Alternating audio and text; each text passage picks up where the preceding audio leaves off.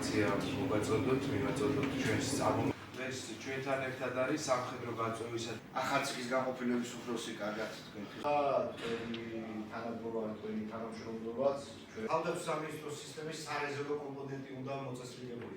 მანამდე წვევამდელთა ეროვნულ სამსახურში და სავარდებლო სამსახურში სჭირდებოდა ეს რეზერვი. ამიტომ შეიმუშავეს რეფორმა აუცილებელი იყო, რადგან მანამდე თუ იყო სამსახურის სააგენტო, რომელსაც დაევალა ერთად არის გაერთიანებული ცენტრი მდებარეობს ქალაქ გორში, ჩარჩოში მოქცეული იყო და ჩამოყალიბდა სკოლის ხელმძღვანელი კარგი ბავშვები აგვიზარდეთ და ჩვენც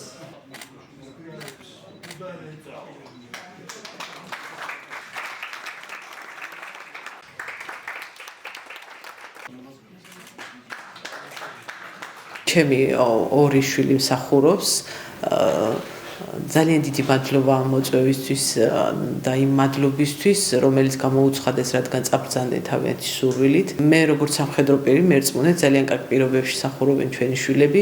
შეხვედრაზე დამსწრე პირებს ინფორმაცია მიეწოდათ თავდაცვის კოდექსში შეტანილ ცვლილებებზე. შეხვედრის მიზანი იყო შემდგომში ახალციხის მუნიციპალიტეტის მოსახლეობისთვის თავდაცვის კოდექსში შეტანილი ცვლილებების გაცნობა წვევანდელთა ეროვნულ სამხედრო სამსახურის შესახებ.